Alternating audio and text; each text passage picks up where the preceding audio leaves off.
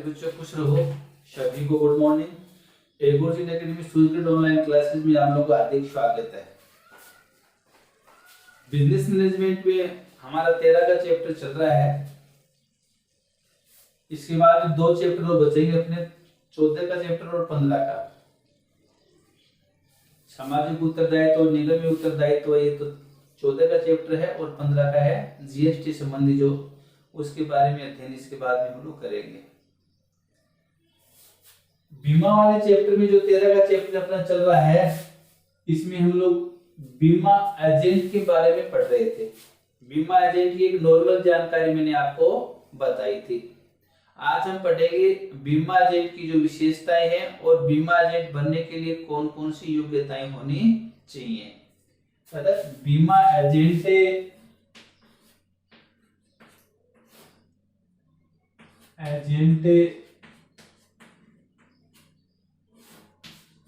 की विशेषताएं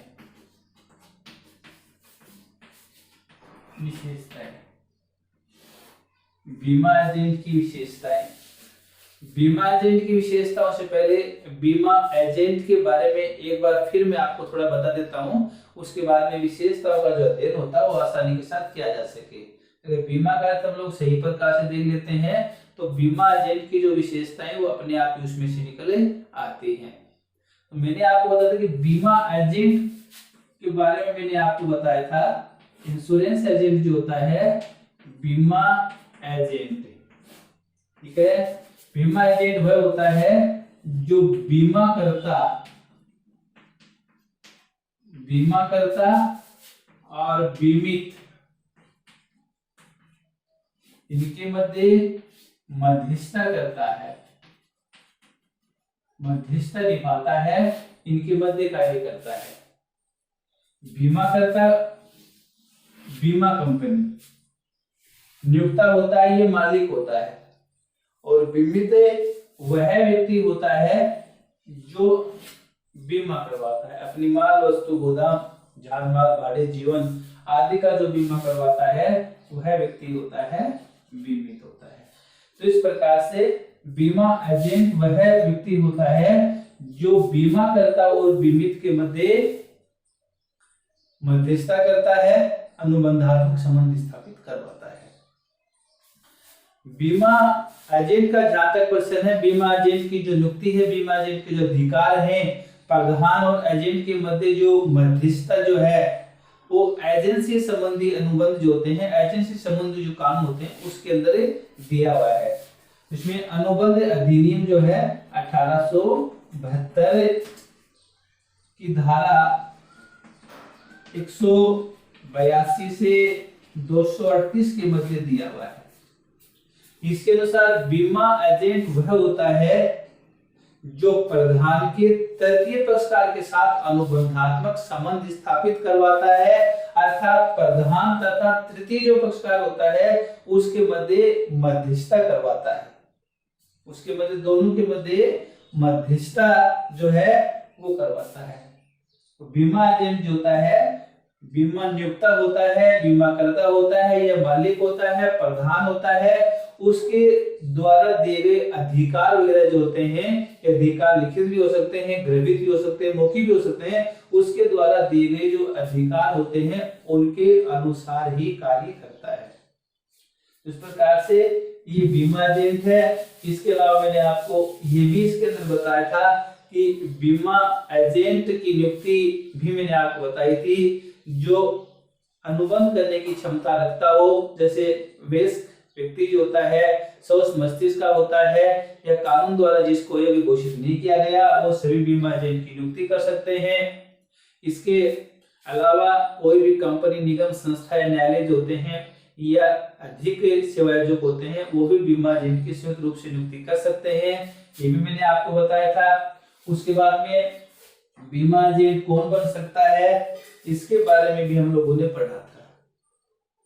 बीमा एजेंट कौन बन सकता है इसके बारे में भी पढ़ा था। बीमा एजेंट कोई भी व्यक्ति एजेंट हो सकता है।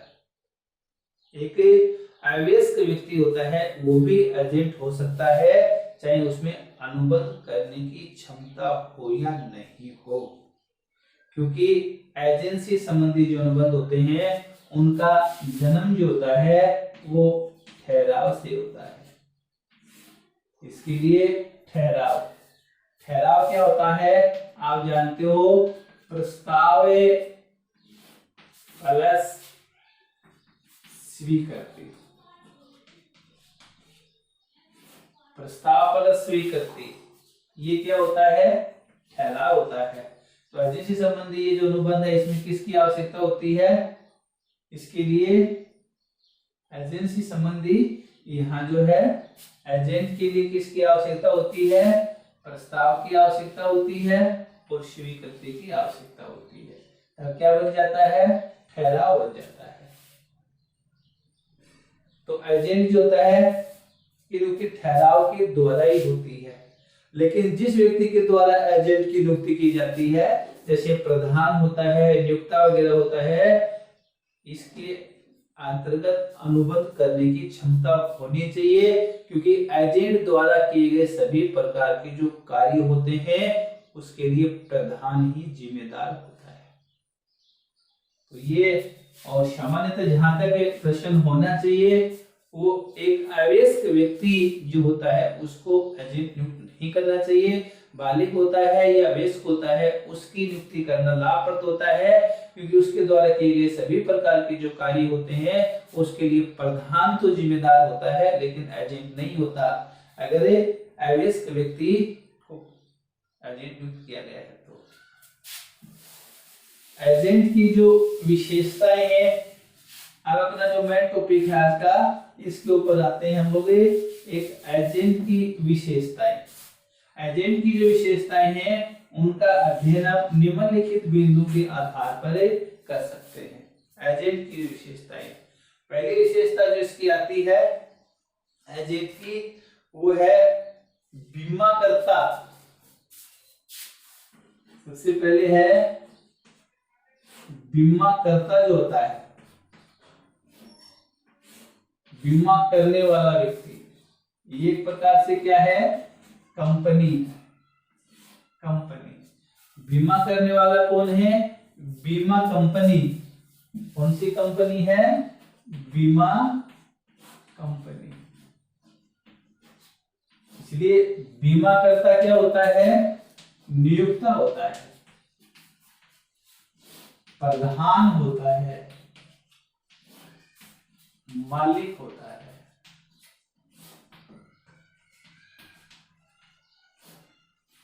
मालिक होता है, ठीक है। बीमा करता कहो चाहे बीमा कंपनी कहो, यही नियोक्ता, प्रधान या मालिक होता है। तो बीमा करता जो होता है वही बीमा करता है व्यक्तियों के। दूसरा जो आता है वो आता है बीमा एजेंट को बीमा अधिनियम, बीमा एजेंट को बीमा एजेंट्स अधिनियम 2000 की धारा 42 के अनुसार लाइसेंस प्राप्त करना आवश्यक होता है। हमारे देश में बीमा एजेंट जो होते हैं, जो व्यक्ति बीमा संबंधी कार्य करते हैं, उनको बीमा एजेंट के लिए या बीमा संबंधी व्यवसाय करने के लिए, उसका संचालन करने के लिए, नवीनीकरण करने के लिए, बीमा व्यवसाय को आगे बढ़ाने के लिए, या हम यूं कहेंगे बीमा एजेंट बनने के लिए बीमा एजेंट्स अधिनियम 2000 की धारा 42 के तहत इसको लाइसेंस प्राप्त करना आवश्यक होता है। बगैर लाइसेंस के वह एजेंट नहीं बन सकता और बीमा संबंधी सभी प्रकार के जो कार्य हैं वो उसके द्वारा नहीं किए जा सकते। तो यह है लाइसेंस की प्राप्ति या लाइसेंस प्राप्त करना। उसके बाद में लाइसेंस प्राप्त हो जाने के बाद में बीमा एजेंट बीमा व्यवसाय के लिए प्रयास करता है। बीमा व्यवसाय के लिए प्रयास। बीमा एजेंट को जब लाइसेंस प्राप्त हो जाता है, अर्थात लाइसेंस प्राप्त हो जाने के बाद में सब वो बीमा एजेंट बन जाता है। सामान्य व्यक्ति से क्या बन जाता है? बीमा एजेंट बन जाता है। और जब उसके पास लाइसेंस प्राप्त है, ये प्रमाण है कि साहब बीमा एजेंट की नियुक्ति या बीमा संबंधी कार्य करने के लिए इसको अनुमति प्राप्त हो चुकी है। इस प्रकार से अब बीमा एजेंट जो है बीमा व्यवसाय को प्रारंभ करने के लिए जैसे प्रस्तावक जो हैं उनसे संपर्क किए जाते हैं, प्रस्तावक को बीमा व्यवसाय करने के लिए प्रोत्साहित किया जाता है, उसके बाद में बीमा पत्र भरा जाता है, सभी आवश्यक महत्वपूर्ण डॉक्यूमेंट्स होते हैं वो बीमा पत्र के साथ लगाए जाते हैं, उसके बाद में शुल्क होता है वो प्राप्त किया जाता है, बीमा कंपनी से संबंधित कई प्रकार की जानकारियां बताई जाती हैं, बीमा पत्र की जो शर्तें होती हैं उस सभी प्रकार की जानकारियां दी जाती हैं, निर्धारित शुल्क वगैरह उससे लेकर के उसका फॉर्म होता है बीमा कंपनी में जमा करवाया जाता है, या बीमा कंपनी का जहाँ पे ऑफिस ब्रांच है जो शाखा होती है वहां पे उसको जमा करवाया जाता है। ये सारे काम जो होते हैं ये बीमा एजेंट द्वारा लाइसेंस प्राप्त करने के बाद में ही उसके द्वारा किए जाते हैं। बीमा एजेंट जो होता है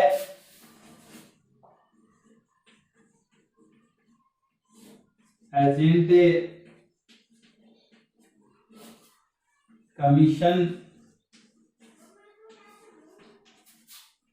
या अन्य बीमा एजेंट कमीशन या अन्य प्रलोभन देकर के बीमा व्यवसाय को प्राप्त नहीं कर सकता। बीमा एजेंट के पास ये अधिकार नहीं होता कि व्यक्ति को वह प्रलोभन वगैरह देकर के व्यक्ति को बीमा करवाने के लिए प्रोत्साहित करे। उसके बाद में बीमा एजेंट जो है उसको कमीशन या अन्य आधार पर पारिश्रमिक प्राप्त होता है। बीमा एजेंट जो होता है उसको कमीशन या अन्य आधार पर उसको पारिश्रमिक देय होता है, उसको पारिश्रमिक मिलता है। तो ये बीमा एजेंट जो है किसी को कमीशन वगैरह नहीं दे सकता, प्रलोभन नहीं दे सकता, ये अवैध कार्य माना जाता है। उसको जो पारिश्रमिक खुद को जो मिलता है वो कमीशन वगैरह भी जो होता है उसकी फीस वगैरह भी होता है, या अन्य कोई उसका जो दोनों के मध्य समझौता मालिक उनके मध्य, तो ऐसा होता है। तो ये है बीमा एजेंट की जो विशेषताएं हैं। इसके बाद में बीमा एजेंट जो होता है बीमाकर्ता और बीमित के मध्य मध्यस्थता का कार्य करता है। बीमा एजेंट जो होता है बीमाकर्ता द्वारा दिए गए अधिकार या गर्भित अधिकार होते हैं उनके अकॉर्डिंग सभी प्रकार के कार्य करता है। बीमा संबंधी सभी नियुक्ति अधिकार दायित्व जो होते हैं वो एजेंसी संबंधी नियमों के अंतर्गत होते हैं। एजेंसी संबंधी जो नियम होते हैं वो अनुबंध अधिनियम 1872 की धारा 182 से 238 में दिए होते हैं, उसके अकॉर्डिंग होते हैं। तो ये सारी चीजें जो होती हैं ये बीमा की विशेषताओं के अंतर्गत आती हैं। उसके बाद में नेक्स्ट बिंदु जो आता है वो है बीमा एजेंट की योग्यताएं। बीमा एजेंट की कौन कौन सी योग्यताएं होती हैं? बीमा एजेंट की योग्यताएं, बीमा एजेंट की योग्यताएं, बीमा एजेंट की योग्यता में सबसे पहले जो आता है वो महत्वपूर्ण बात यह आती है कि बीमा अधिनियम तथा बीमा एजेंट्स विनियमन अधिनियम 2013 जो है इसके तहत बीमा एजेंट को लाइसेंस प्राप्त करना होता है। सबसे पहले क्या होता है? एक लाइसेंस प्राप्त करना होता है, क्योंकि लाइसेंस प्राप्त होने पर ही वह एजेंट बनता है, इसलिए लाइसेंस प्राप्त करना आवश्यक होता है। एक व्यक्ति को या बीमा एजेंट बनने के लिए, लाइसेंस प्राप्त करने के लिए उसमें निम्नलिखित योग्यताएं होनी चाहिए। निम्नलिखित योग्यताओं की आवश्यकता होती है। सबसे पहले है वह है भारतीय नागरिक हो, भारतीय नागरिक हो। सबसे पहले जरूरी क्या होता है, भारतीय नागरिक होना चाहिए। दूसरा आता है वह स्वस्थ मस्तिष्क का होना चाहिए, वह स्वस्थ मस्तिष्क का होना चाहिए।